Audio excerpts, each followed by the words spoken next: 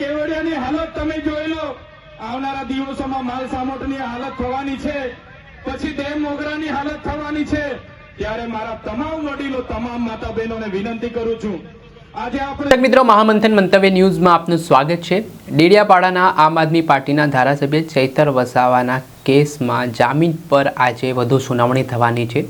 સરકારી પક્ષના વકીલ હવે પોતાની દલીલો મૂકવાના છે। 2023માં વનકર્મીને મારવાના કેસમાં ધારાસભ્ય ચૈતર વસાવાને જેલવાસ થયો હતો। ત્યાર પછી ગુજરાત હાઈકોર્ટે તેમને જામીન આપ્યા હતા અને આ સંદર્ભમાં 3 વર્ષ સુધી આ કેસ ચાલ્યો અને નર્મદા સેશન કોર્ટે થોડાક દિવસ પહેલાં ધારાસભ્ય ચૈતર વસાવાને 7 વર્ષની સજા સંભળાવી। આના કારણે ચૈતર વસાવાના સમર્થકોમાં, શુભચિંતકોમાં શોકનું મોજું ફરી વળ્યું હતું। રોષ જોવા મળ્યો હતો।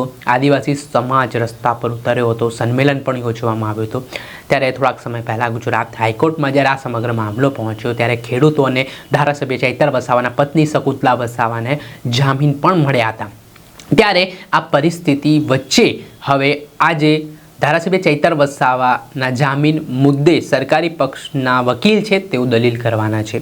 અગાઉ ચૈતર વસાવા પક્ષના વકીલે 3.5 કલાક સુધી ગુજરાત હાઈકોર્ટમાં દલીલ કરી હતી અને જે તેમની સામે ખંડણી, આર્મ્સ એક્ટ સહિત જુદી જુદી કલમો હેઠળ ગુનો નોંધવામાં આવ્યો તે મામલાને લઈને ચૈતર વસાવા પક્ષના જે વકીલ હતા તેમણે કેટલાક પુરાવાઓ કોર્ટ સમક્ષ મૂક્યા હતા અને તેમના અસીલ આ કેસમાં નિર્દોષ છે તે પ્રકારનો દાવો તેમણે કર્યો હતો। જોકે આજે હવે સરકારી પક્ષના વકીલ પોતાના તરફી તમામ દલીલો કરવાના છે, પુરાવાઓ મૂકવાના છે ને આજે નક્કી થશે ધારાસભ્ય ચૈતર વસાવાને જામીન મળે છે કે પછી હજી તેમનો જેલવાસ લંબાવવામાં આવે છે તે આજના દિવસે ખબર પડશે। આદિવાસી સમાજની નજર પણ આજના મહત્વના ચુકાદા પર છે।